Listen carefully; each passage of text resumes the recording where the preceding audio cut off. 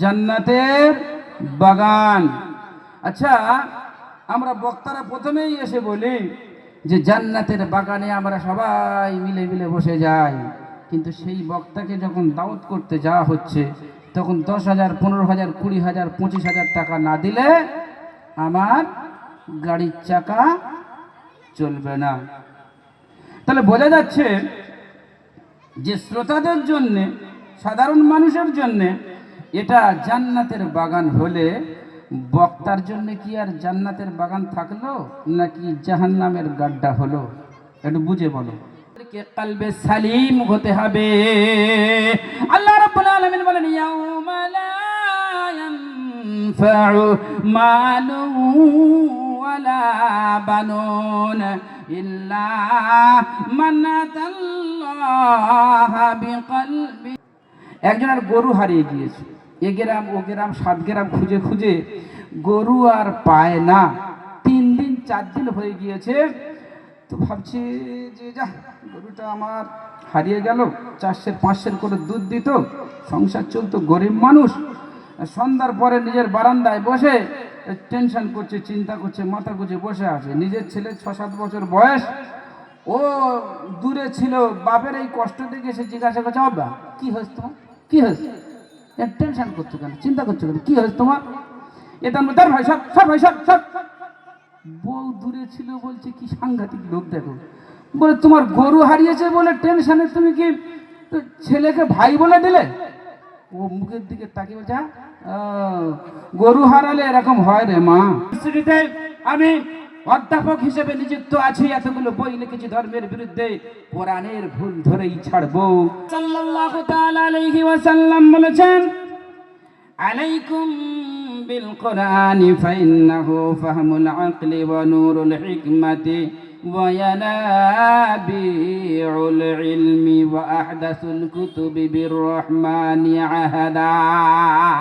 وقال في التوراة يا محمد إني منزل عليك توراة حديثة تفتح فيها أعينا عميا وأذانا صما وقلوبا غلفا। কোরআন নিয়ে চলতে হবে, কোরআন নিয়ে বলতে হবে, কোরআন অনুযায়ী জীবন যাপন করতে হবে। এই সমাজে যদি কোরআনকে আমরা আমাদের জীবনে বাস্তবায়িত করতে পারতাম, মুসলমান এত লাঞ্ছিত, বঞ্চিত, অপমানিত হতো না। কথা ঠিক করে দাঁড়াতে পারবো, কথা ঠিক কিনা বলো? ও জামানা মে মুআজ্জিজ थे মুসলমান হোকর, বিশ্বের দরবারে তার মাথা উঁচু করে দাঁড়িয়েছিল। শুকনো রুটির সম্বল করে, নজরুল ইসলাম বলেছেন, শুকনো রুটির সম্বল করে যে ঈমান আর যে ত্যাগের বলে ফিরেছে জগৎ মন্থন করে, সে শক্তি আজ ফিরিয়ে আন। আল্লাহু আকবার রবে পূর্ণ কাপুক বিশ্ব দুর্বিমান। বাজিছে দামামা বাদরি আমামা, শির উঁচু করে মুসলমান দাওয়াত এসেছে। হতে গেলে পরেশগার হতে হবে। যদি হই পরেশগার, কি তার পুরস্কার? আল্লাহ বললেন, বান্দা জান্নাতে পাবি ঘর। পরেশগার হলে কি হবে? কোরআনে কারীমের মধ্যে আল্লাহ রাব্বুল আলামিন বলেন, ওয়া উসনিফাতিল জান্নাতু লিল মুত্তাকিনা গায়রা বাঈদ হাদা মা তুআ। মুসলমানদের জন্য এসেছে কি জানতে চাই? কোরআন কি শুধু মুসলমানদের জন্য এসেছে? না, আল্লাহ পাক বলেন, হুদাল লিন্নাস, সমগ্র বিশ্বের মানুষের জন্য কোরআনকে পাঠিয়েছি। জোরে বলো সুবহানাল্লাহ। ও মুসলিম ভাইরা, তারা আল্লাহকে মানে না, কিন্তু কোরআন যদি পড়া হয় অনেক অমুসলিম ভাই কোরআন শোনে। জোরে বলো ঠিক কি না? আল্লাহ নবী সাল্লাল্লাহু তাআলা আলাইহি ওয়াসাল্লাম বাইতুল্লাহ শরীফে তিনি কোরআন তেলাওয়াত করছে, ওয়ান নাজমি ইযা হাওয়া মা দাল্লা সাহিবুকুম ওয়া মা গাওয়া ওয়া মা ইয়ানতিকু আনিল হাওয়া ইন হুয়া ইল্লা ওয়াহায়ুন ইউহা। আল্লাহ নবী সাল্লাল্লাহু আলাইহি সাল্লাম বাইতুল্লাহ শরীফে আল্লাহর কালাম তেলাওয়াত করছে, সূরা নাজম পড়ছে। আর এই সূরা নাজম পড়তে পড়তে যখন সিজদার আয়াত এসে গেছে, আল্লাহ নবী সিজদায় চলে গেছেন। আর ওই মুশরিকরা, মক্কার মুশরিকরা, তারা সাইডে দাঁড়িয়ে দাঁড়িয়ে আল্লাহর নবীর তেলাওয়াতকৃত কোরআনের আয়াতগুলো শুনছেন। নবী যখন সিজদায় চলে গিয়েছেন, মক্কার মুশরিকরা মনের অজান্তে কখন তারা আল্লাহর নবীর সঙ্গে সিজদায় চলে গেছে তারা জানতে পারেনি। বলেন সুবহানাল্লাহ। আউযু বিল্লাহি মিনাশ শাইতানির রাজিম। বিসমিল্লাহির রাহমানির রাহিম। আফালা يتدبرون القرآن أم على قلوب أقفالها। আলহামদুলিল্লাহ, আল্লাহ পাক সুবহানাহু ওয়া তাআলার দরবারে লাখো কোটি শুকরিয়া যে আল্লাহ তিনি চির অব্যয় অক্ষয়, যার কোনো শেষ নাই, সীমা নাই, অন্ত নাই। তিনি চিরদিন আছেন, ছিলেন, থাকবেন। ভূচর, খিচর, গোচর, অগোচর সর্বত্র যিনি বিরাজমান, তিনি মহিয়ান, গরিয়ান, সর্বশক্তিমান। তিনি মহান মাওলা। বড় ভালোবেসে মোহাব্বত করে আমাদেরকে আজকের একটা পুত ও পবিত্র মজলিসে বসিয়ে কিছুক্ষণ দিন, ইসলাম তথা হাদিস ও কোরআনের কথা বলা ও শোনার তৌফিক দান করেছেন। এজন্য আমরা উচ্চ আওয়াজে বলি আলহামদুলিল্লাহ, একটু জোরে বলি আলহামদুলিল্লাহ। ঠিক তারপর পর জানাই আমার আপনার নবী, নেতা, সরদার, রাহবার, সাইয়্যিদুল কাওনাইন, শাফিউল মুযনিবিন, খাতামুন নবিয়্যিন, নবী কুলের শিরোমণি, মামিনার নয়নের মণি, সত্যের জয়ধ্বনি, মদিনায় আছেন যিনি, আরবের দুলাল, মামিনার লাল, কুরাইশে আল, শাফাতের কাঙাল, বিশ্ব নবী, বিশ্ব ছবি, বিশ্ব রবি, বিশ্ব বরেণ্য, জনগণমন্য, সুনাম ধন্য, যিনি সত্যের দিশারি, অসত্যের তরবারি, পাপীদের কাণ্ডারি, রহমতের ভাণ্ডারী, যেন ক্লান্ত পরিশ্রমে, সাধনার শ্রমে, বহু ত্যাগ তিতিক্ষার মাধ্যমে রক্ত ঝরিয়ে, দান দান মোবারক শহীদ করিয়ে যে নবী আমার আপনার জন্য কমপ্লিট কোড অফ লাইফ, একটা পূর্ণাঙ্গ ইসলামী জীবন বিধান রেখে গিয়েছেন, সেই আরশে আজিমের মেহমান, কানা খুলকুল কোরআন, তার প্রতি দরুদের নজরান। সকলে বলেন সাল্লাল্লাহু আলাইহি ওয়াসাল্লাম। আমরা যে জায়গাটা বর্তমানে বসে আছি, হাদিসের ভাষ্য অনুযায়ী এই জায়গাটা হলো জান্নাতের বাগান। জোরে বলো কি, একটু কথা বলতে হবে। ইদা মারারতুম বিরিয়াজিল জান্নাহ ফারতাউ, কিলা ওয়া মা রিয়াজুল জান্নাহ, ক্বালা হালকুয যিকর। আল্লাহ নবী সাল্লাল্লাহু তাআলা আলাইহি ওয়াসাল্লাম বললেন যে যখন তোমরা জান্নাতের বাগানের পাশ দিয়ে যাও, তো যদি দেখতে পাও সেখানে দ্বীনি কথা হচ্ছে, ইসলামের কথা হচ্ছে, আল্লাহ আল্লাহ রসুলের কথা হচ্ছে, সেখানে একটু অবস্থান করো। সাহাবীরা জিজ্ঞাসা করলেন, ইয়া রাসূলুল্লাহ, ইয়া হাবিবাল্লাহ, জান্নাতের বাগান কোনটি? আল্লাহ নবী বললেন যে হালকুয যিকর, যেখানে আল্লাহর জিকির হয়, আল্লাহ স্মরণ হয়, ইসলামের কথা হয়, কোরআনের কথা হয়, সেটাই হলো জান্নাতের বাগান। তাহলে বর্তমানে আমরা যে জায়গায় বসে আছি, এই জায়গাটা কি? জোরে বলো, কথা বলেন। জান্নাতের বাগান। আচ্ছা, আমরা বক্তারা প্রথমেই এসে বলি যে জান্নাতের বাগানে আমরা সবাই মিলে মিলে বসে যাই, কিন্তু সেই বক্তাকে যখন দাওয়াত করতে যাওয়া হচ্ছে, তখন 10,000, 15,000, 20,000, 25,000 টাকা না দিলে আমার গাড়ির চাকা চলবে না।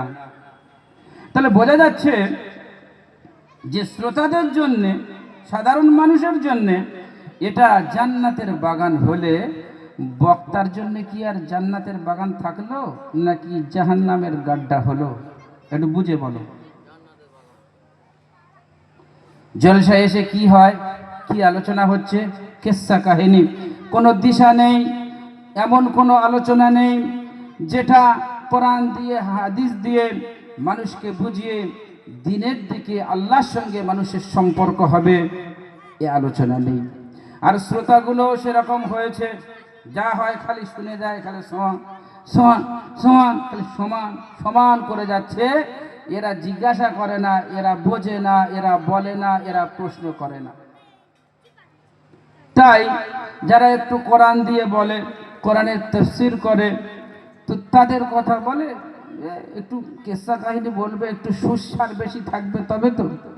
তার মানে ভেজাল মাল খেয়ে খেয়ে এমন হয়েছে যে খাঁটি মাল আর হজম হয় না। একটা গোয়ালা, তার একটা গাভী ছিল, গরু। গরুটা দুধ দিত 22 কেজি। কত বললাম? এই কথা একটু গুরুত্ব দিয়ে শুনতে হবে। হাসদালি ভাই এদিকে খেয়াল করো, তুমি আমার মুরব্বী, কিন্তু এখন আমি যে জায়গায় বসছি দুটো শুনতে হবে কথা। অজনসিয়াত গুরুত্ব দিয়ে শুনতে হবে, অন্তরের কান দিয়ে শুনতে হবে, আমলের নিয়তে শুনতে হবে, তবেই ফায়দা হবে। নইলে কামাল চলে যাবে, কালকে চাপ দোকানে গালি দেওয়া শুরু হবে। মন যদি এখানে না থাকে তাহলে আপনি শুনবেন কি করে? বলে না, मैं यहाँ हूँ मेरा दिल है मदीना। আমি এখানে বসে আছি, আমার দিল কোথায়? হ্যাঁ, মদিনা। এখানে বসে আছে, মন কোথায়? ছদিনার মার কাছে। হবে ওয়াজ শুনে বুঝবে তো। আগে মনটা ঠিক করুন, স্থির করুন, একটু বসুন, বোঝার চেষ্টা করুন। একজনের গরু হারিয়ে গিয়েছে, এ গ্রাম ও গ্রাম 7 গ্রাম খুঁজে খুঁজে গরু আর পায় না। 3 দিন 4 দিন হয়ে গিয়েছে। তো ভাবছি যে যা, গরুটা আমার হারিয়ে গেল, 400-500 করে দুধ দিত, সংসার চলতো, গরিব মানুষ। সন্ধ্যার পরে নিজের বারান্দায় বসে টেনশন করছে, চিন্তা করছে, মাথা গুঁজে বসে আছে। নিজের ছেলে 6-7 বছর বয়স, ও দূরে ছিল।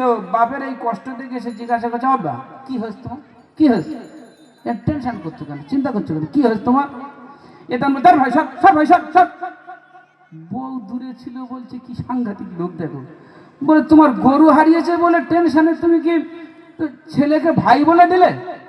ও মুখের দিকে তাকিয়ে বলছে, গরু হারালে এরকম হয় রে মা। কাকে বলছে? বউকে কি বলছে? গরু হারালে এরকম হয় রে মা। তো মন যদি এখানে না থাকে ওয়াজ শুনে বুঝবে না। আমি কি বলছিলাম? একজনের গরু ছিল, গরুর দুধ দিত 22 কেজি, কিন্তু তার 28টা বাড়িতে দুধ দিতে হতো আবার 1 কেজি করে। 28টা বাচ্চা খেত ওই দুধ। এখন কেউ আবার এসে হঠাৎ করে বলতো যে আমার 500 দাও, 1 কেজি দাও, 2 কেজি দাও, এই করে করে দুধ দিতে দিতে তার প্রায় 40 থেকে 42 কেজি দুধ দিতে হতো। কিন্তু গরু দুধ দেয় কতটা? কথা না বললে হবে না। গরু দুধ দেয় কত? 22 কেজি। আর ও দেয় কত মানুষকে? 40-42 কেজি। এই ভাইটা মনে হয় বুঝতে পেরেছে। তাহলে বাকি দুধ পায় কোথায়? হ্যাঁ, পানি মেশায়। মানে ওই রাস্তা দিয়ে দিতে দিতে যতদূর পর্যন্ত যায় দুধ কমে যায়, টিউবওয়েল পেয়ে যায়, একটু চাপ দেয় আর একটু বাড়ি নেয়, এইভাবে দিতে থাকে। এখন দীর্ঘদিন এই কারবার করতে করতে, আচ্ছা এই লোকগুলোর বসতে কি খুব কষ্ট হবে? হ্যাঁ, বসলে কি খুব গুনাহ হবে? মনে হচ্ছে যে না বাবা, এখানে বসা যাবে না, এই সাংঘাতিক জায়গা, এই জায়গাটা যদি বসি বিশাল গুনাহ হবে, এরকম মনে হচ্ছে কি?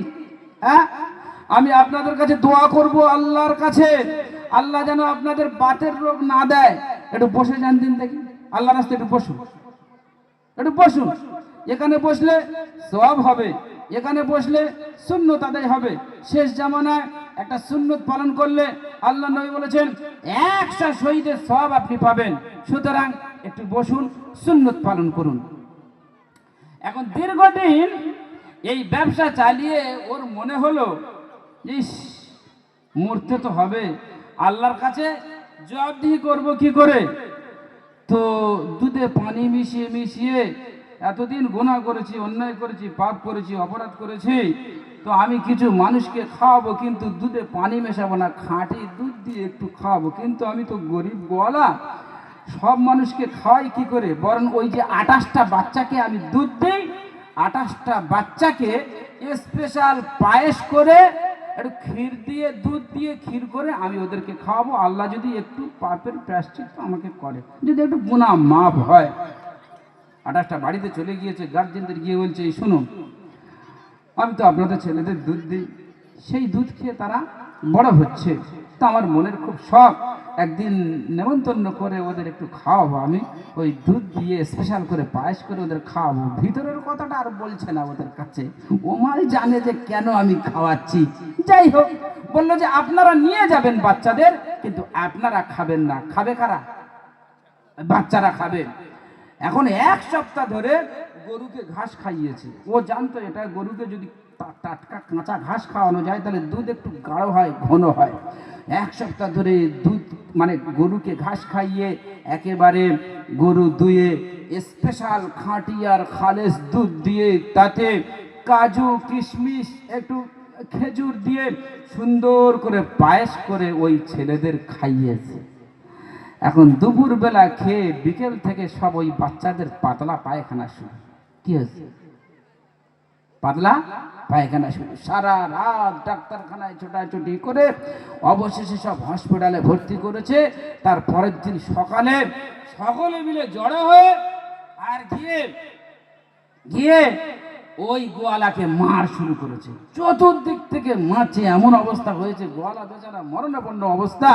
একজন বলছে এই যা অবস্থা হয়েছে ওই রকম মারিস নি, ও মরে যাবে। ও যদি মরে যায় তাহলে আমরা সবাই জেল খাটবো। নয় কাজ ভালো, থানায় তুলে দে। থানায় তুলে দিয়েছে, ওখান থেকে চালান হয়ে গিয়েছে, কোর্টে গিয়েছে, গার্জেনরা হাজির। এখন গার্জেনরা বলছে জজ সাহেবকে যে জজ সাহেব হুজুর, ওর কঠোর থেকে কঠোর শাস্তি দেন। কেন? পরিকল্পনা করে আমাদের ছেলেদের মারার ব্যবস্থা করেছে। জজ সাহেব বলছে আচ্ছা তুমি কিরকম ধরনের মানুষ, এই কুচি কুচি মাসুম বাচ্চা এদের মারার পরিকল্পনা করেছে কেন? তোমার কি উদ্দেশ্য ছিল বলো তো? বলছে হুজুর আল্লাহর কসম করে বলছি আমি ওদের মারতে চাইনি। হ্যাঁ কেন? তাহলে এরকম হলো কেন? বলছে হুজুর এটাই তো আজকের 2-3 দিন আমি বলার চেষ্টা করছি, ওরা আমার কোনো কথা শুনতেই চাইলো না, চতুর্দিক থেকে আমাকে মেরে কি অবস্থা ফাটিয়ে দিয়েছে, এই দেখুন কি অবস্থা। তা বলছে আসল কথাটা কি বলো? বলছে হুজুর আমার একটা গরু আছে, সেই গরুর দুধ দেয় 22 কেজি। ক কেজি? 22 কেজি। আর 28টা বাড়িতে আমার 1 কেজি করে দুধ দিতে হয়, আমি পাবো কোথায়? আবার কেউ বলে 500 দাও, 1 কেজি দাও, 2 কেজি দাও, এই করে দিতে দিতে দিতে দিতে 40-42 কেজি দুধ আমার দিতে হয়, আমি পাবো কোথায়? আমি পানি মেশাই, ভেজাল দিয়ে এইভাবে দীর্ঘদিন ব্যবসা চালাচ্ছিলাম। হঠাৎ মনে পড়লো আমারও মরতে হবে, আল্লাহর কাছে কি জবাবদিহি করব?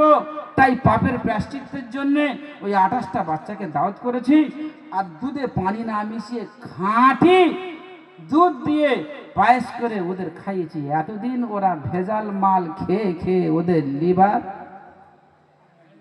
কমজোরি হয়ে গিয়েছে। এখন এই খাঁটি দুধ ওদের পেটে আর হজম হয়নি, পাতলা পায়খানা হয়ে গিয়েছে, ডায়রিয়া হয়ে গিয়েছে।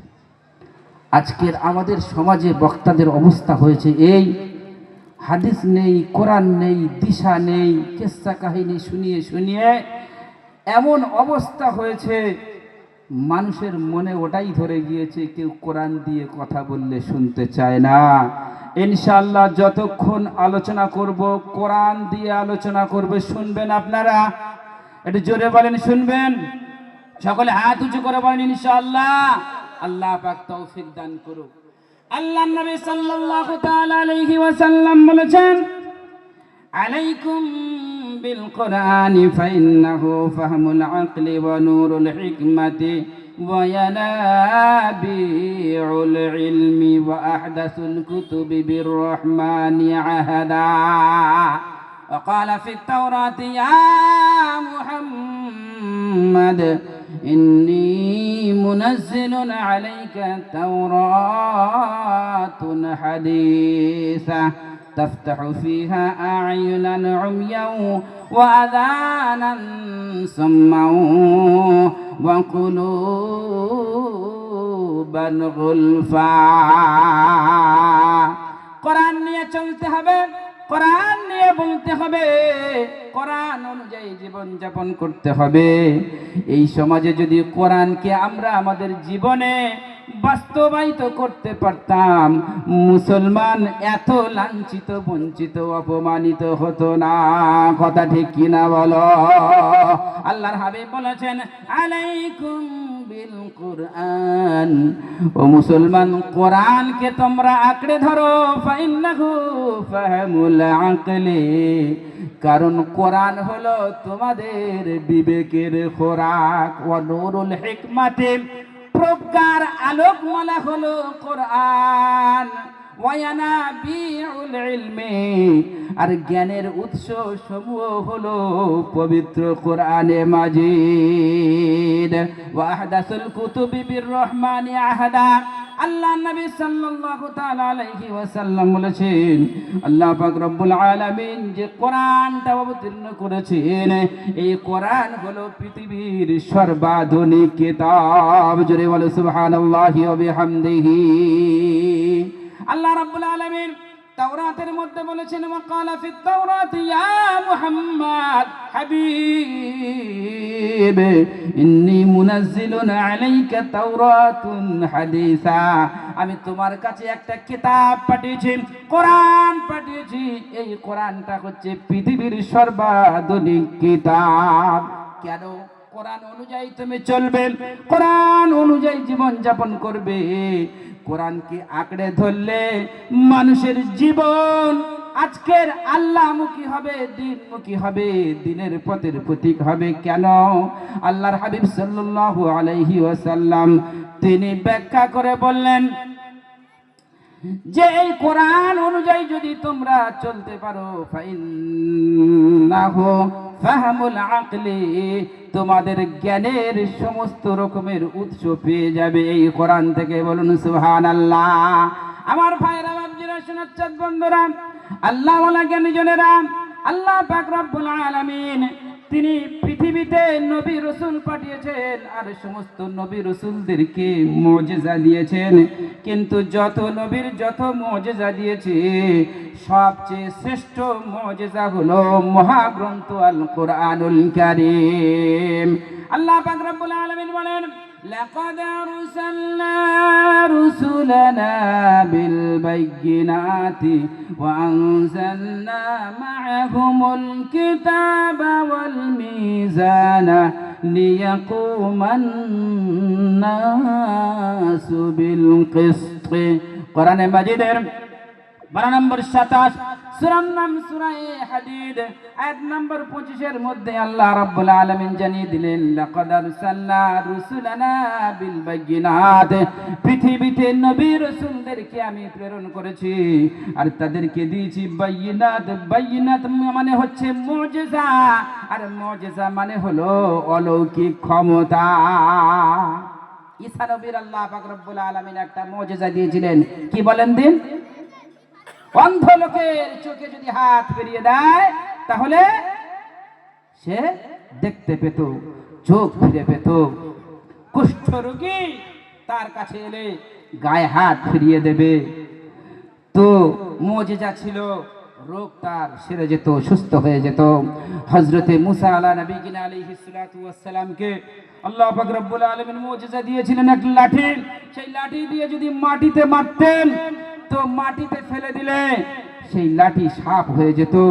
দরিয়াতে আঘাত করেছে তো রাস্তা বেরিয়ে গিয়েছে, উম্মতরা পার হয়ে গিয়েছে। এই মুজিজা হযরত মুসা আলাইহিস সালাতু ওয়াস সালামকে দিয়েছিলেন। হযরত সুলাইমান আলাইহিস সালাতু ওয়াস সালামকে আল্লাহ পাক রব্বুল আলামিন মুজিজা দিয়েছিলেন কি তিনি জিন পশু পক্ষী হাওয়ায় তার রাজত্ব চলতো, তিনি বাদশাহ ছিলেন। আল্লাহ পাক এক একটা নবীর এক একটা মুজিজা দিয়েছেন, কিন্তু সেই সমস্ত মুজিজা থেকে কোরআন হচ্ছে সবচেয়ে শ্রেষ্ঠ মুজিজা। কেন? এটা প্রশ্ন হয় কি হয় না? জোরে বলো। প্রশ্ন হয় যে সেগুলো আল্লাহ পাক রব্বুল আলামিন দিয়েছেন ওই সমস্ত নবীদেরকে। আর নবী মুহাম্মদ রাসূলুল্লাহ, সকলে বলেন সাল্লাল্লাহু, সাল্লাল্লাহু না সাল, বলো সাল্লাল্লাহু, বলো সাল্লাল্লাহু আলাইহি ওয়াসাল্লামকে যে মুজিজা দিয়েছেন, সেই মুজিজা হচ্ছে সর্বকালের সর্বযুগের সর্বশ্রেষ্ঠ এবং চূড়ান্ত মুজিজা হলো এই মহাগ্রন্থ আল কোরআনুল কারীম। কোরআন হচ্ছে শিফা, কোরআন হচ্ছে হুদা, কোরআন হচ্ছে মানবতার রাস্তা দেখায়। কোরআন আপনাকে জাহান্নাম থেকে টেনে জান্নাতের পথের প্রতীক করে। কোরআন লিতুখরিজান নাসা মিনাজ যুলুমাতি ইলান নূর। কোরআন হচ্ছে হুদাল লিন-নাস, কোরআন হচ্ছে শিফাউল লিন-নাস, কোরআন হচ্ছে আপনাকে আমাকে পথ দেখায়। সুতরাং আল্লাহ পাক রব্বুল আলামিন যে মুজিজা দিয়েছেন আল্লাহর নবীর, সেটা হচ্ছে চূড়ান্ত এবং সর্বশ্রেষ্ঠ মুজিজা। শ্রেষ্ঠ কি করে হলো? আসুন একটু অ্যানালাইসিস করি, একটু গবেষণা করি। যেহেতু এটা মাদ্রাসার জলসা, যেহেতু এটা কোরআনের মাহফিল, যেহেতু এখান থেকে প্রতিনিয়ত কোরআনের নূর বিকশিত হচ্ছে, ছড়াচ্ছে, আমরা দোয়া করব ইনশাআল্লাহ কিয়ামত পর্যন্ত এই প্রতিষ্ঠান যাতে জারিয়ার সারি থাকে। আল্লাহ পাক কবুল করুন, সকলে বলেন আল্লাহুম্মা আমিন। ছোট্টবেলায় গুটি গুটি পায়ে বাপ আমার হাত ধরে এই রায়পুর মাদ্রাসা ফাইজুল উলুমে দিয়ে গিয়েছিল। আলহামদুলিল্লাহ আজকের এখান থেকে আমরা সুন্দরভাবে পড়াশোনা করে আমরা বিভিন্ন জায়গায় দিনের খিদমত করছি।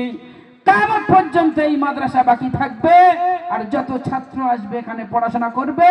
আর আপনারা যারা সহযোগিতা করেছেন, করছেন, করবেন, ইনশাআল্লাহ এর বিনিময় দেবেন কে?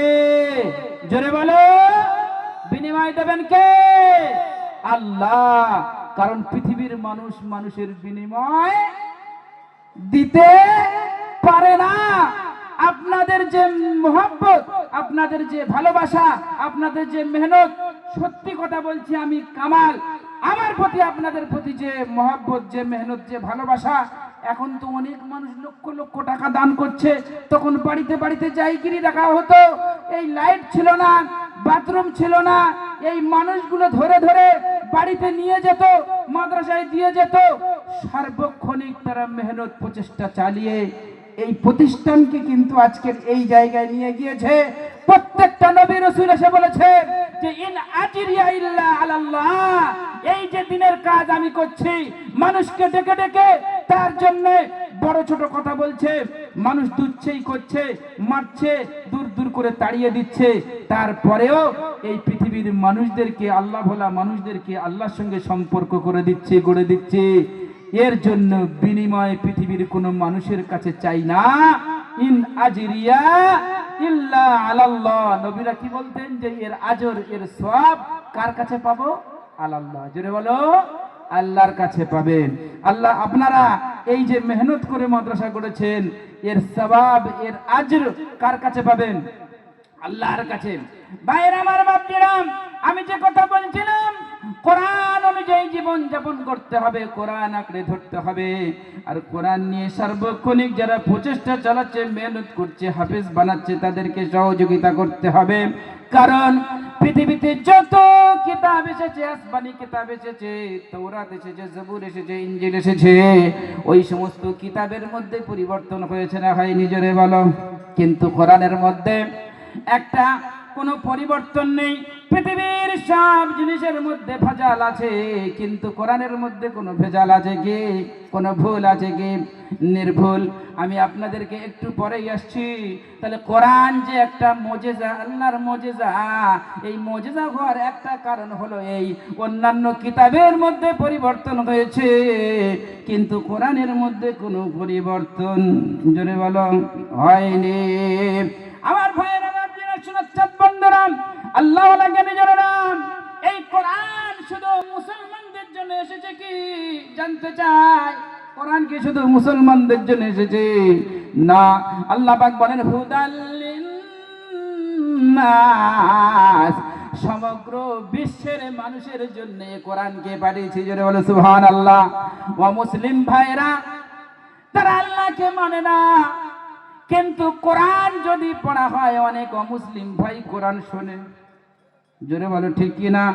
আল্লাহ নবী সাল্লাল্লাহু তাআলা আলাইহি ওয়াসাল্লাম বাইতুল্লাহ শরীফে তিনি কোরআন তেলাওয়াত করছে, ওয়ান নাজমি ইযা হাওয়া মা দাল্লা সাহিবুকুম ওয়া মা গাওয়া ওয়া মা ইয়ানতিকু আনিল হাওয়া ইন হুয়া ইল্লা ওয়াহায়ুন ইউহা। আল্লাহ নবী সাল্লাল্লাহু আলাইহি সাল্লাম বাইতুল্লাহ শরীফে আল্লাহর কালাম তেলাওয়াত করছে, সূরা নাজম পড়ছে। আর এই সূরা নাজম পড়তে পড়তে যখন সিজদার আয়াত এসে গেছে, আল্লাহ নবী সিজদায় চলে গেছেন। আর ওই মুশরিকরা, মক্কার মুশরিকরা, তারা সাইডে দাঁড়িয়ে দাঁড়িয়ে আল্লাহর নবীর তেলাওয়াতকৃত কোরআনের আয়াতগুলো শুনছেন। নবী যখন সিজদায় চলে গিয়েছেন, মক্কার মুশরিকরা মনের অজান্তে কখন তারা আল্লাহর নবীর সঙ্গে সিজদায় চলে গেছে তারা জানতে পারেনি। বলেন সুবহানাল্লাহি ওয়া বিহামদিহি। আমার ভাইরা, আমার দিনা শোনাচ্ছেন বন্ধুরা, আল্লাহ বলে জ্ঞানী জনেরা, কোরআন যে পরিবর্তন হয়নি আর কিয়ামত পর্যন্ত পরিবর্তন হবে না, তার কারণ কি বলুন? তার কারণ হচ্ছে একটাই, কোরআন হেফাজতের দায়িত্ব নিয়েছেন কে? জোরে বলো। আল্লাহ রাব্বুল আলামিন বলেন, ইন্না নাহনু নাযালনা যিকরা ওয়া ইন্না লাহু লাহাফিজুন।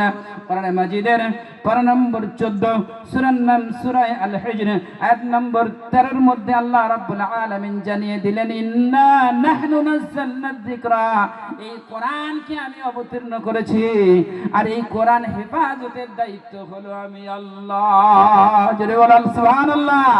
কোরআন হেফাজতের দায়িত্ব কার? আল্লাহ পাক রব্বুল আলামিনের। তাই এই কোরআনের মধ্যে আজও পর্যন্ত কোনো পরিবর্তন হয়নি, পরিবর্তন হবে না। এই কোরআন শুধু মুসলমানদের জন্য নয়, সারা পৃথিবীর মানুষদের জন্য। বর্তমানে অনেক কবি, সাহিত্যিক, দার্শনিক, বৈজ্ঞানিক তারা কোরআন তেলাওয়াত করছে, কোরআনের প্রেমে পাগল হয়ে যাচ্ছে। একটা লেটেস্ট খবর আমি আপনাদেরকে দিয়ে যাই। আমেরিকার একজন মানুষ, আমেরিকার কানসাস বিশ্ববিদ্যালয়, তিনি বর্তমানে গণিত বিভাগের একজন প্রফেসর, নাম হচ্ছে তার জেফরি ল্যাং। সে নাস্তিক, কোনো ধর্ম মানে না, ধর্মের বিরুদ্ধে কয়েকটা বইও লিখেছিল। কেউ যেন একজন গিয়ে বলল যে জেফরি ল্যাং, তুমি বলো আমি বড় পণ্ডিত, বড় শিক্ষিত, কোনো ধর্ম সঠিক নয়, সত্য নয়, কিন্তু মুহাম্মাদের উপরে একটা কোরআন অবতীর্ণ হয়েছে, সেই কোরআন চ্যালেঞ্জ করে যে তার মধ্যে কোনো ভুল নেই, একটু পড়ে দেখতে পারো তুমি। জেফরি ল্যাং বললেন, আমি এত গবেষণা করেছি, এত পড়াশোনা করেছি, আমি আমেরিকার মতো একটা ইউনিভার্সিটিতে আমি অধ্যাপক হিসেবে নিযুক্ত আছি, এতগুলো বই লিখেছি ধর্মের বিরুদ্ধে, কোরআনের ভুল ধরেই ছাড়বো। সে কোরআনকে ভুল ধরার জন্য কোরআন পড়তে শুরু করেছে। কোরআনের আয়াত সর্বপ্রথমে কোরআনের পৃষ্ঠা উল্টে পড়তে শুরু করেছে, আলিফ লাম মিম যালিকাল কিতাবু লা রাইবা ফিহি। আলিফ লাম মিম এর মানে তো আল্লাহ ছাড়া কেউ জানে না। যালিকাল কিতাবু লা রাইবা ফিহি, তিনি যখন পড়লেন, যেহেতু লোকটা ছিলেন ইংলিশ ম্যান, তাই ইংরেজিতে তিনি তর্জমা করলেন, যালিকাল কিতাবু লা রাইবা ফিহি, this is the scripture whereof there no doubt. কোরআন বলছে এই কোরআনের মধ্যে কোনো ভুল থাকা তো দূরের কথা, কোনো সন্দেহের অবকাশ নাই। জোরে বলো আল্লাহু আকবার। জেফরি ল্যাং বললেন, আমি কোরআনকে ভুল ধরতে এলাম, কোরআন আমাকে চ্যালেঞ্জ দেয়, কোরআনের মধ্যে কোনো ভুল নেই। আবার তিনি পড়তে শুরু করলেন, কোরআনকে ভুল ধরবেন, কোরআনের মধ্যে ভুল বের করবে, বিশ্ববাসীকে জানিয়ে দেবে। কোরআন পড়তে পড়তে তিনি আবার যখন ওই জায়গায় গিয়েছেন, আল্লাহ পাক রব্বুল আলামিন বলছেন, ফাতু বিসূরাতিম মিন মিসলি এই জগতের মানুষেরা, এই কোরআনটা পৃথিবীর কোনো মানুষের বানানো কোনো কালাম নয়, আল্লাহর পক্ষ থেকে এসেছে, আল্লাহ প্রদত্ত কালাম। ফাতু বিসূরাতিন মিন মিসলি, যদি তোমরা মনে করো এটা পৃথিবীর কোনো মানুষ বানিয়েছে, তাহলে আমি কোরআন চ্যালেঞ্জ করছি, একটা ছোট্ট থেকে ছোট্ট সূরা তোমরা আবিষ্কার করে দেখাও। আবার আল্লাহ বললেন, ওয়াদউ শুহাদাআকুম মিন দুনিল্লাহি ইন কুনতুম সাদিকিন। আল্লাহ বললেন তোমরা তো পারবে না, একজন যদি না পারো, তোমাদের আরো যত সহযোদ্ধা আছে, সহকর্মী আছে, তাদেরকে সঙ্গে নিয়ে একটা ছোট্ট থেকে ছোট্ট সূরা তৈরি করো। জেফরিল্যাং বললেন, আমি এসেছিলাম কোরআনকে ভুল ধরতে, কিন্তু কোরআন দেখছি পড়তে পড়তে আমাকে শুধু চ্যালেঞ্জ করে যায়, ভুল ধরা তো দূরের কথা, কোরআন আমাকে চ্যালেঞ্জ করছে, এখন আমি কি করে? আবার বলছে একটু কোরআন তেলাওয়াত করে।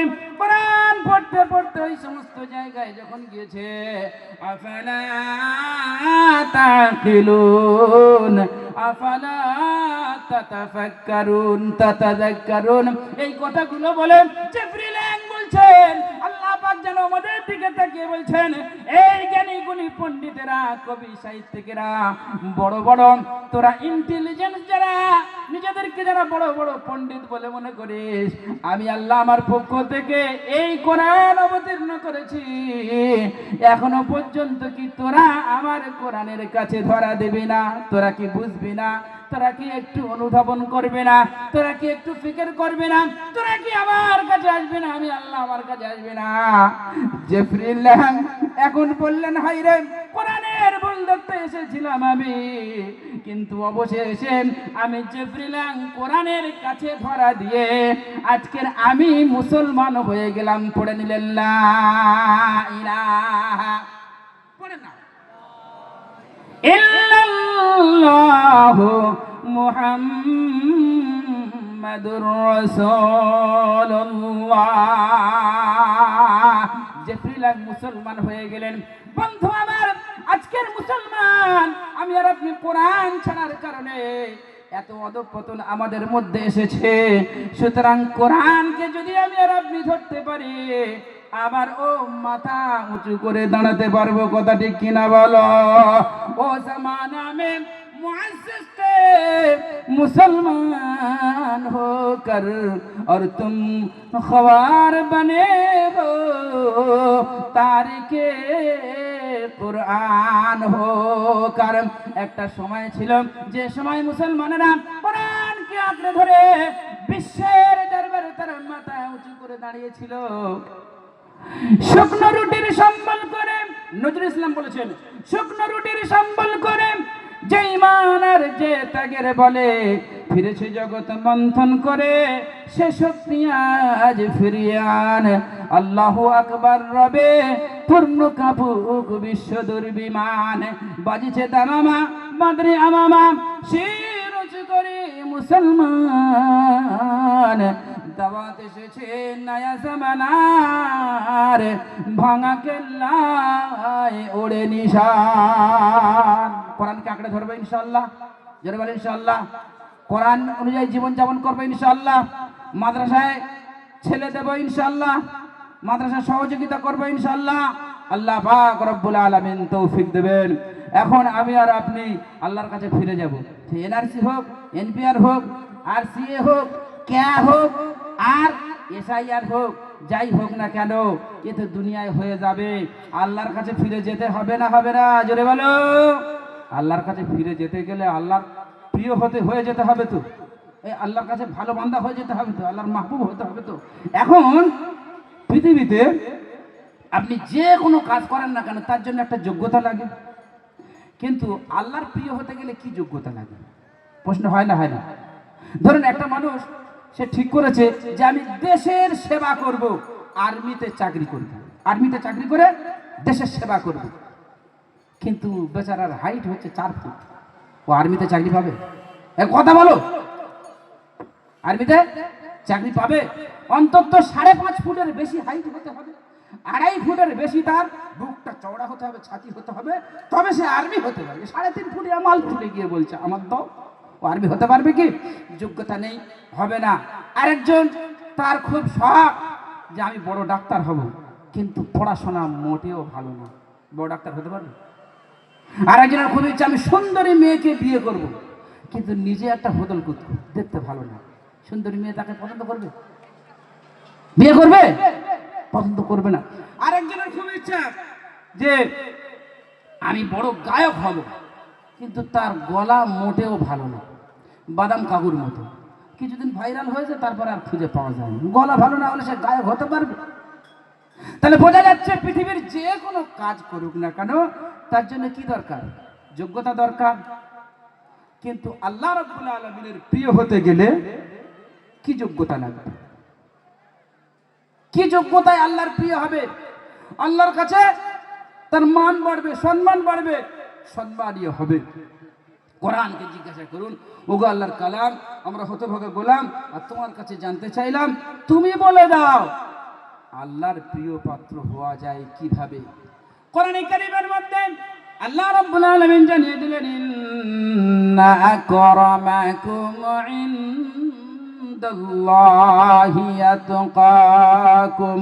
কোরআনে মাজিদের পারা নম্বর 26, সূরা নম্বর 49, সূরার নাম সূরা আল হুজুরাত, আয়াত নম্বর 13 এর মধ্যে আল্লাহ রাব্বুল আলামিন জানিয়ে দিলেন, বান্দা যদি তোমরা আল্লাহর প্রিয় হতে চাও, পৃথিবীতে তোমরা পরেশগার হয়ে যাও। জোরে বলো কি হতে হবে? ইন্না আকরামাকুম, নিশ্চয়ই তোমাদের মধ্যে সবচেয়ে সম্মানীয় সে, ইনদাল্লাহি আতকাকুম, আল্লাহর কাছে সবচেয়ে পরহেজগার ব্যক্তি যে।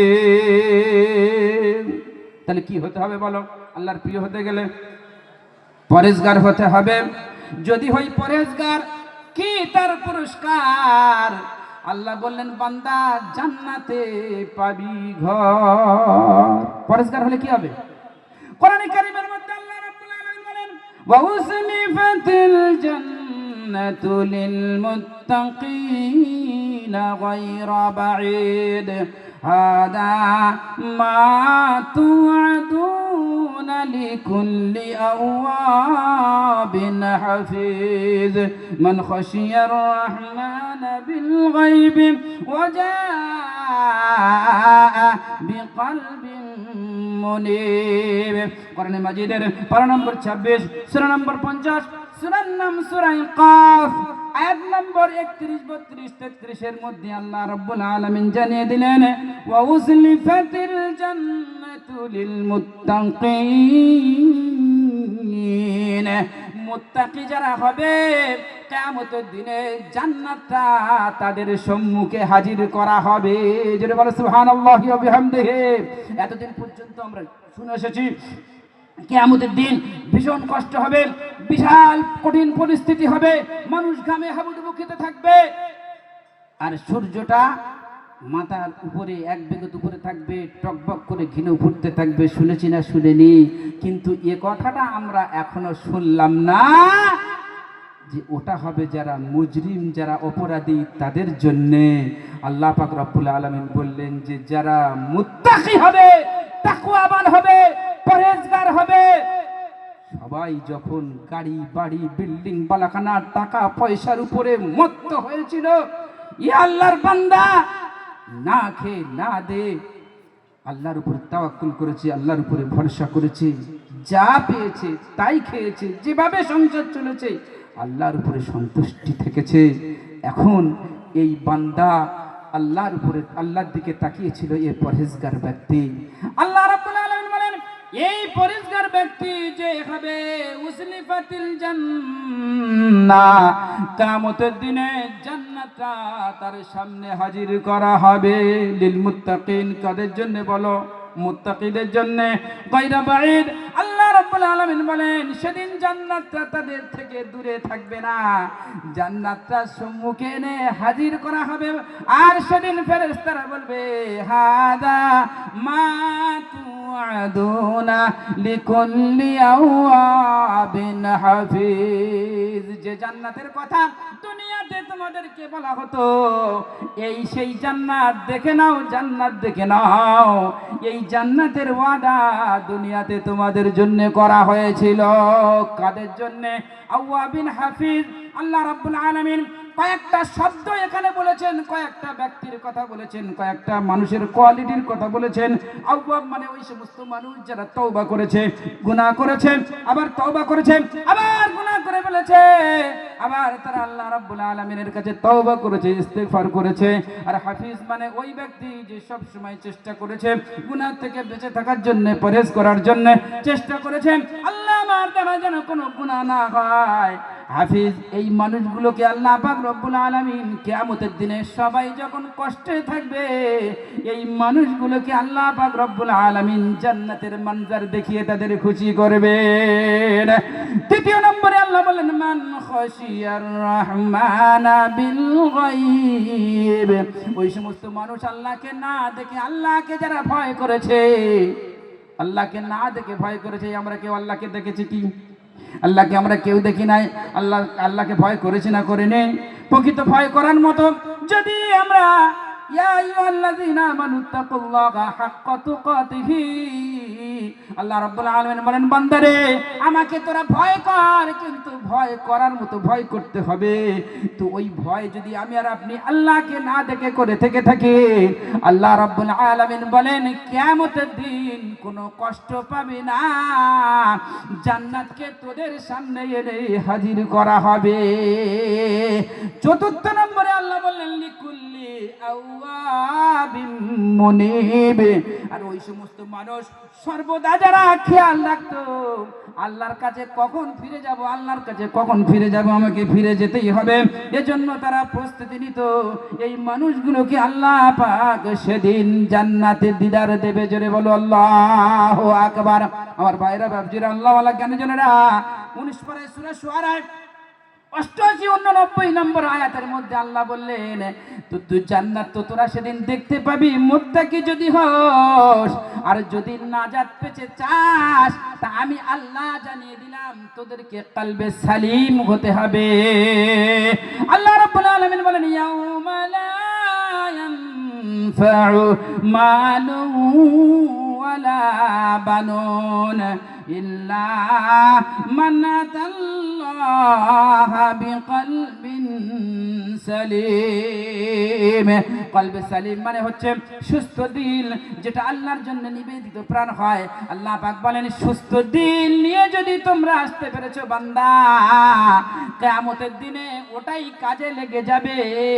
কিন্তু তোমার মাল আর তোমার সন্তান কিয়ামতে কোনো কাজে যদি বলো আসবে না। সন্তান কিয়ামতের দিন কথা বলো কাজে আসবে না। কেন? আল্লাহ রাব্বুল আলামিন নবরের মধ্যে তিনি জানিয়ে দিলেন ওয়া'লামু আন্নামা আমওয়ালুকুম ওয়া আওলাদুকুম ফিতনা। তুমি সন্তানের জন্য যত বিল্ডিং বালাখানা করো, যত ঘর বাড়ি করো, আর যত গাড়ি বাড়ি তুমি তার জন্য করে দাও, যত ব্যাংক ব্যালেন্স করো না কেন, আল্লাহ পাক বললেন তোমাদের মাল আর তোমাদের সন্তান হলো ফিতনা। আল্লাহ বলেন ইয়াউমা লা ইয়ানফাউ মালু ওয়ালা বানুন। এই পৃথিবীর মানুষেরা কিয়ামতের দিন তোদের সন্তান আর তোদের মাল তোদের কোনো কাজে আসবে না। এমন সন্তান আছে কিয়ামতে কাজে আসা তো দূরের কথা, নিজের ঘরটাকে পুরো কিয়ামত বানিয়ে রেখেছে। রাত 1-2টোর সময় মদ খেয়ে এসে বাপ হাটের রুগী কাতরাচ্ছে, ঘুম হয় না, সবে একটু 12টা-12:30টার দিকে ঘুম লেগেছে, একটু হঠাৎ করে ছেলে মদ খেয়ে এসে দরজায় ধাম করে ধাক্কা মারছে, বাপের হাটের রোগ আরো বেড়ে গেল, অ্যাম্বুলেন্স নিয়ে হসপিটালে ছুটতে হচ্ছে। এরকম সন্তান আপনাদের রায়পুরে না থাকলেও বিভিন্ন জায়গায় আছে না নেই? কি খায়? মদ খাচ্ছে। মুসলমানের ছেলেরা একবার ভেবে দেখলো না যে আমি কি খাচ্ছি? কুত্তায় যে জিনিস মুখ দেয় না ও সেই জিনিস খাচ্ছে। একটা পাত্রে আপনি মদ দেবেন আর একটা পাত্রে আপনি পায়খানা দেবেন, আর কুকুরকে ছেড়ে দেবেন, কুকুর এসে শুনবে কি এটা, তাহলে মদ, লেজ নাড়া দিয়ে পালাবে। ও মদ খাবে না, মদ খেলে খারাপ জিনিস, লিভার ড্যামেজ হয়ে যাবে, ব্রেনের বিকৃতি ঘটবে। কুকুর খাবে না, মদ খাবে না, পাশেরটা শুনবে কি এটা টাটকা মাল, পায়খানা, 2-4 লোকমা খায়, ইয়ে খেলে অন্তত কিছুদিন বাঁচবো। কি কুকুর বুঝেছে মদ খারাপ, পায়খানা ভালো, মদের থেকে অন্তত পায়খানা ভালো। মুসলমানের ছেলে এখনো পর্যন্ত বুঝতে পারলো না। বাপের কষ্ট দিচ্ছে, মায়ের কষ্ট দিচ্ছে। আল্লাহ পাক রব্বুল আলামিন বলছে মদ তোমার সমস্যা তৈরি করবে, ঘরে অশান্তি, বাইরে অশান্তি, রোগ শোক হবে, খবরদার মদ খাবে না। মদকে আল্লাহ পাক রব্বুল আলামিন হারাম করেছেন। জোরে বলেন কি করেছেন? ইয়া আইয়ুহাল্লাযীনা আমানু ইন্নামাল খামরু ওয়াল মাইসিরু ওয়াল আনসাবু ওয়াল আজলামু রিজসুম মিন আমালিশ শাইতান। আল্লাহ বলছে মদ খারাপ, শয়তানের কাজ এটা, ফাজিতা নিব। আল্লাহ বলেন মদটা ছেড়ে দে, খবরদার মদ খাবি না, মদটাকে আমি আল্লাহ তোদের জন্য করে দিয়েছি হারাম। জোরে বলে মদ কি হারাম। আর মুসলমানের ছেলেরা কি বলছে? আরাম। কি বলছে? আরাম বলছে না, বলে না। আর হচ্ছে সেরকম ব্যারাম, লিভার ড্যামেজ হয়ে অকাল মৃত্যু হচ্ছে, হচ্ছে না, হয় না? আল্লাহ রাব্বুল আলামিন যেটাকে নিষিদ্ধ করেছেন, হারাম করেছেন, এ বান্দা যখন আল্লাহর কথা শোনেনি, শয়তানের পথের প্রতীক হয়েছে, ক্ষতি হয়েছে না হয়নি? আমার আল্লাহ রাব্বুল আলামিন বলেন ইয়াউমা লা ইয়ানফাউ মালু ওয়ালা বানুন। সন্তান তোমার সেদিন কোনো কাজে আসবে না, কিয়ামতের দিন কোনো কাজে আসবে না। আমার ভাইরা বাপজিরা, সন্তান আজকের বড় হয়েছে, বাপ মা লালন পালন করেছে, তাকে খাইয়ে ধুইয়ে মানুষ করেছে, কিন্তু সেই সন্তান আজকে যখন বড় হয়েছে বাপের ধাক্কা দিচ্ছে, মায়ের উপরে বড় কথা বলছে, আল্লাহ পাক রব্বুল আলামিন সহ্য করবে কি ভাই? সহ্য করবে না। হ্যাঁ, আল্লাহ পাক রব্বুল আলামিন সহ্য করবে না। তার কারণ হচ্ছে এই, আল্লাহ রাব্বুল আলামিন নিজেই ঘোষণা দিয়েছেন ওয়াসাইনাল ইনসানা বিওয়ালিদাইহি হামালাতুহু উম্মুহু ওয়াহানান আলা ওয়াহান ওয়া ফিসালুহু ফি আমাইনি আনিশকুর লি ওয়া লিওয়ালিদাইহি। 21 পারায় সূরা লোকমানের 14 নম্বর আয়াতের মধ্যে আল্লাহ রাব্বুল আলামিন বলেন আমি এই সমস্ত সন্তানদেরকে, ছেলেদের মেয়েদেরকে আমি আল্লাহ নির্দেশ দিয়েছি, সন্তানদেরকে খবরদার তোরা তোদের বাপ আর তোদের মাকে খেদমত করবে। হুকুম করেছেন কে? জেনে বলো, আল্লাহ রাব্বুল আলামিন তিনি নিজেই নির্দেশ দিয়েছেন। তবে বাপের কথা বলেছেন, মায়ের কথাও বলেছেন। কোরআন দেখুন, একটু গবেষণা করতে হয়, একটু ব্যাখ্যা বিশ্লেষণ করতে হয়, একটু পড়তে হয়, একটু কোরআনের কাছে আসতে হয়। আল্লাহ রাব্বুল আলামিন বলেন আফালা ইয়াতাদাব্বারুনাল কুরআনা আম আলা কুলুবিন আকফালুহা। কোরআন নিয়ে তোমরা গবেষণা করো না কেন? কোরআন নিয়ে তোমরা পড়াশোনা করো না কেন? তোমাদের মুখে কি তালা মেরে দেওয়া হয়েছে? আম আলা কুলুবিন আকফালুহা। আল্লাহ পাক রব্বুল আলামিন কিরকম বলছেন দেখুন, যে ওয়াসাইনাল ইনসানা বিওয়ালিদাইহি, আমি সন্তানদেরকে বলেছি যে তোদের বাপ আর মাকে তোরা খিদমত কর, সেবা কর। বাপ আর মাকে কমন ভাবে তিনি বলেছেন আল্লাহ পাক, কিন্তু তারপরে যে কথাটা বলেছেন যে হামালাতুহু উম্মুহু, তোদের মা তোদের গর্ভে ধারণ করেছে, এখানে কিন্তু বাপের কথাটা প্রথমে বলেনি। প্রথমে কার কথা বলা হয়েছে? প্রথমে কার কথা বলা হয়েছে? মায়ের কথা বলা হয়েছে। হামালাতু উম্মুহু, মা তোদের গর্ভে ধারণ করেছে। ওয়াহানান আলা ওয়াহান, আর মায়ের গর্ভে যখন তুই ছিলিস একটার পর একটা যন্ত্রণায় মা ছটফট করেছে। ওয়াফিসালুহু ফি আমাইন, আর 2 বছর পর্যন্ত তোদের মা তোদের দুধ পান করিয়েছে। খবরদার, যে মা তোদের গর্ভধারণ করেছে, যে মা গর্ভে রেখেছে, প্রসব বেদনায় যন্ত্রণায় ছটফট করেছে, দুধ পান করিয়েছে, আমার আল্লাহ রাব্বুল আলামিন বলেন খবরদার সেই মাকে তোরা কখনো কষ্ট দিবি না। মা বাবারই কথা মতো যেজন চলে না, আল্লাহ তাআলার দয়া কবু সেজন পাবে না। জোরে বলো, মা বাবারই কথা মতো যেজন চলে না, আল্লাহ তাআলার দয়া কবু তারা পাবে না। মা বাবাকে আঘাত দিলে নামাজ রোজা যায় বিফলে। মা বাবাকে আঘাত দিলে নামাজ রোজা যায় বিফলে। মার কলিজায় আঘাত দিলে আল্লাহ সহে না, আল্লাহ তাআলার দয়া কভু তারা পাবে না। মা বাবা অতি আপন। এই জোরে বলো, আপনটাকে? হ্যাঁ, সব শাশুড়ি। এই বলছে শাশুড়ি। মা বাবা অতি আপন, কিন্তু আমাদের ছেলে পেলেদের কাছে আপন কে হয়ে দাঁড়িয়েছে? বন্ধু।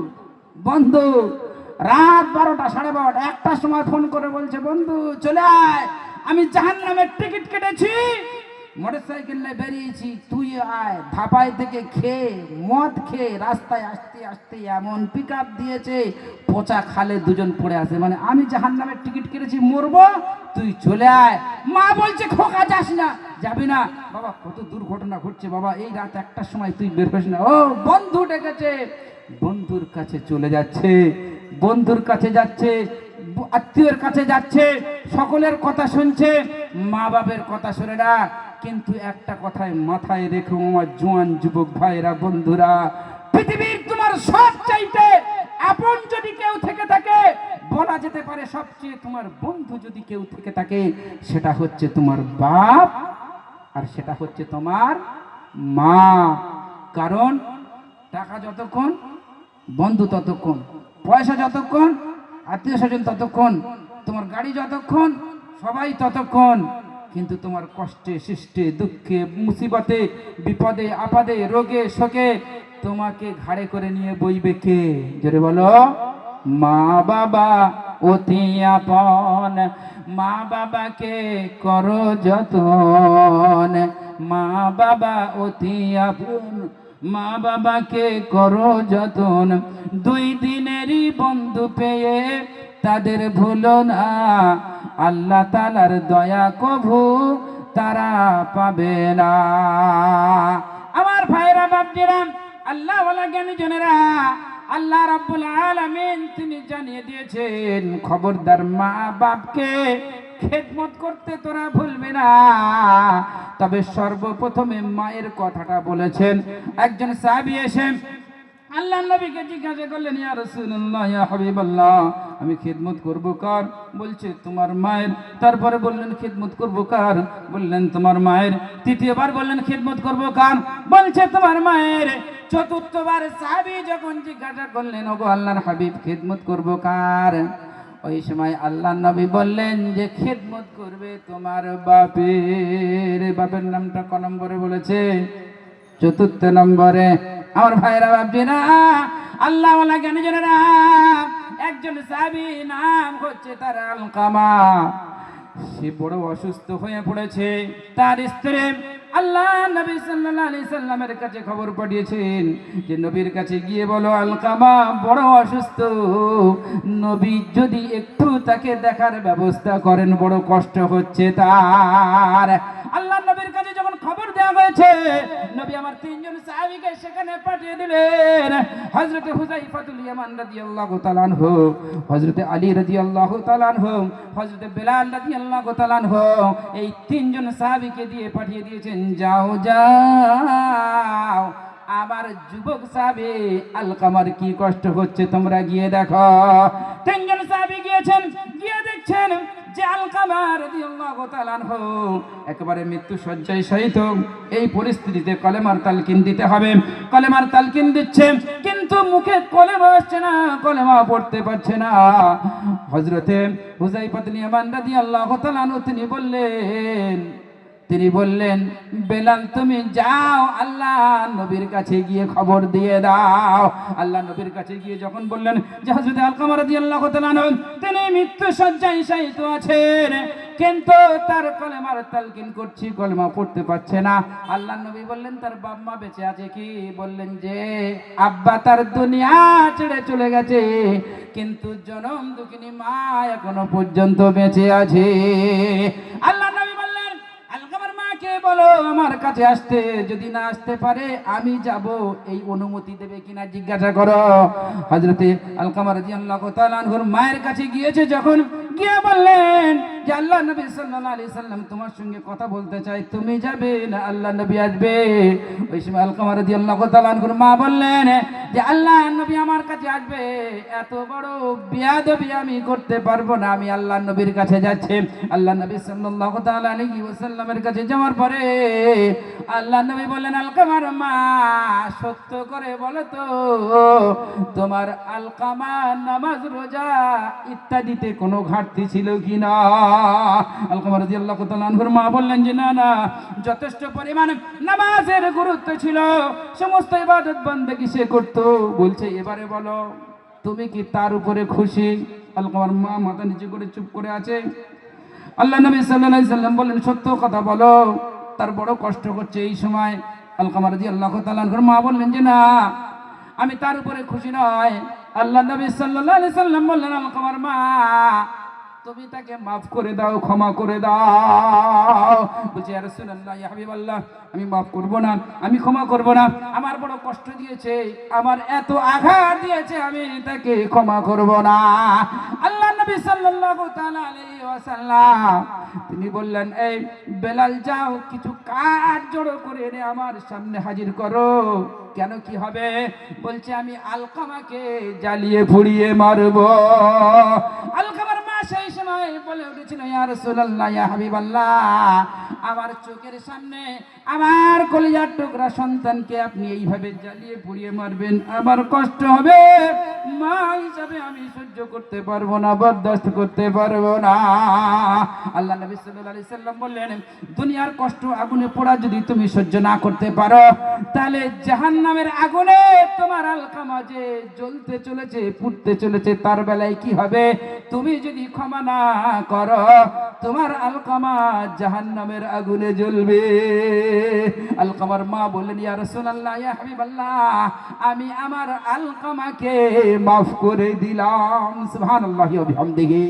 হযরত বিলাল রাদিয়াল্লাহু তাআলা আনহু দৌড় দিয়েছে কালেমার তালকিন দেবে বলে।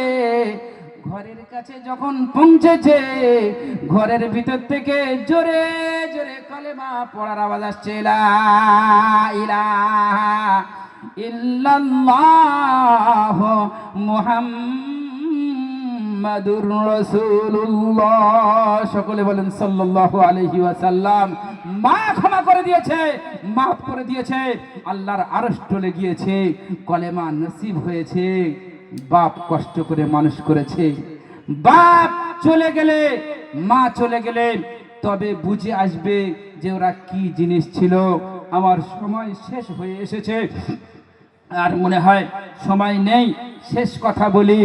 একজন বাপ গরিব কৃষক বড় কষ্ট করে মেহনত করে তার সন্তানকে সে লেখাপড়া শিখিয়েছে, আজকে সন্তান চাকরি পেয়েছে, বড় অফিসার হয়েছে, বাপের গর্ববোধ হয়েছে যে আমার ছেলে, আমি গরিব মানুষ, আমি খেটে খাই, আমি ওই বাজরাটা মাথায় করে নিয়ে ঝুড়িটা মাথায় করে নিয়ে ট্রেনে তুলি আর ওখান থেকে শিয়ালদায় যাই মাল বিক্রি করে করে আমার একটা ছেলেকে আমি বড় অফিসার বানিয়েছি। বাপের বড় আনন্দ উৎফুল্ল। একদিন সন্তান যেখানে চাকরি করে সেখানে চলে গিয়েছে, গিয়ে বলছে বাবা আমি আজকে তোমাকে একটা প্রশ্ন করতে চাই। কি? বলছে বলো। এই পৃথিবীর সবচেয়ে শক্তিশালী মানুষকে? বাপ ছেলের ঘাড়ে হাত দিয়েছে আর চোখের দিকে তাকিয়েছে। বাপ ছেলের ঘাড়ে হাত দিয়েছে আর মুখের দিকে তাকিয়ে বলছে, বলো এই পৃথিবীর সবচেয়ে শক্তিশালী মানুষ কে? ছেলে তখন বাপের দিকে তাকিয়ে বলছে, বাপ মনে মনে করছে, আমি এত কষ্ট করে লেখাপড়া শিখিয়েছি, আমাকে মনে হয় বলবে আমি শক্তিশালী, আমি না থাকলেও চাকরিটা পেত কিভাবে, লেখাপড়া শিখতে কিভাবে? কিন্তু ছেলে বলছে, আব্বা এই পৃথিবীর সবচেয়ে শক্তিশালী মানুষ আমি। বাপ এই উত্তরটা আশা করেনি, বাপের মন ভেঙে গিয়েছে। মনে মনে করছে যে ছেলেকে কি তৈরি করলাম, এত টাকা পয়সা খরচা করে। চলে যাচ্ছে, দরজার কাছে গিয়ে দাঁড়িয়ে আবার আবেগ আপ্লুত হয়ে বাচ্চার মুখের দিকে তাকিয়ে বলছে, কলিজার টুকরা সন্তান, আরো একবার তুমি ভেবে বলো এই পৃথিবীর সবচেয়ে শক্তিশালী মানুষ কে? এইবারে সেই অফিসার, সেই কৃষকের ছেলে অফিসার, বড় অফিসার বাপকে জড়িয়ে ধরেছে, ধরে বলছে, আব্বা এই আমার চেয়ার, আমি এর যোগ্য নয়, তুমি এর যোগ্য, এই চেয়ারে তুমি বসো। তুমি প্রশ্ন করেছো যে এই পৃথিবীর সবচেয়ে শক্তিশালী মানুষকে। ওগো আব্বা, আল্লাহর পরে যদি এই পৃথিবীতে আমার কাছে সবচেয়ে শক্তিশালী মানুষ কেউ থেকে থাকে, সেটা হচ্ছেন আপনি। আপনি হলেন সবচেয়ে শক্তিশালী মানুষ। বাপ বলছে, এই কয়েক মিনিট আগে তোমার কাছে প্রশ্ন করেছি এই পৃথিবীর সবচেয়ে শক্তিশালী মানুষকে, তুমি বলেছিলে আমি, আর এখন বলছো পৃথিবীর সবচেয়ে শক্তিশালী মানুষ আমার আব্বা অর্থাৎ আমি। বিষয়টা কি? বড় অফিসার ছেলে তখন বাপের দিকে তাকিয়ে ছলো ছলো নয়নে সেদিন বলেছিল, ওগো আব্বা, এর আগে যখন আপনি আমাকে প্রশ্ন করেছেন এই পৃথিবীর সবচেয়ে শক্তিশালী মানুষকে, আপনার হাতটা আমার কাঁধে ছিল, তাই বাপের হাত যার কাঁধে থাকে, বাপের হাত যে সন্তানের কাঁধে থাকে, পৃথিবীর সবচেয়ে শক্তিশালী সন্তান হলো সেই, পৃথিবীর সবচেয়ে শক্তিশালী মানুষ হলো সেই সন্তান। কথা ঠিক কিনা বলো? এ কথা ভুল বলেছে না ঠিক বলেছে? বলছে বাপের হাত যে সন্তানের কাঁধে থাকে, ঘাড়ে থাকে, সেই সন্তান হলো পৃথিবীর সবচেয়ে শক্তিশালী মানুষ। তাই আপনার হাতটা যখন আমার কাঁধে ছিল, আমি বলেছি আমি সবচেয়ে শক্তিশালী মানুষ। এখন আপনার হাতটা আমার কাঁধ থেকে আপনি সরিয়ে নিয়েছেন, এখন সত্য কথাটা, বাস্তব কথাটা, যেটা খাঁটি কথা, সেটাই আমি আপনাকে বলেছি। আপনি এত টাকা পয়সা খরচা করে, এত মেহনত করে, এত সময় দিয়ে, না খেয়ে টাকা পয়সা দিয়ে আমাকে টিউশনের ব্যবস্থা করেছেন, বিভিন্ন ইউনিভার্সিটিতে ভর্তি করেছেন, আমার বিভিন্ন জায়গায় খরচা করেছেন। এখন আমি আপনাকে বলতে চাই আপনি পৃথিবীর সবচেয়ে শক্তিশালী মানুষ। আমার ভাইরা বাবজিরা শোনাচ্ছেন, বন্ধুরা, আল্লাহওয়ালা জ্ঞানীজনেরা, আমার নির্ধারিত যে সময় দেয়া ছিল সেই সময় অতিবাহিত হয়ে গিয়েছে। আমি গুটি কত কথা আপনাদেরকে বলার চেষ্টা করেছি, যা বলেছি, যা শুনেছি, আমার কথার দ্বারাই যদি কেউ আঘাত পেয়ে থাকেন আল্লাহর রাস্তায় ক্ষমা করবেন। সকলে সুখে থাকবেন, ভালো থাকবেন, দোয়া করবেন, আমিও দোয়া করব। আল্লাহ পাক আমাদের সকলকে শোনা বলার চেয়ে বেশি বেশি করে আমল করার তৌফিক দান করুন। ওয়া আখির দাওয়ানা আনিল হামদুলিল্লাহি রাব্বিল আলামিন।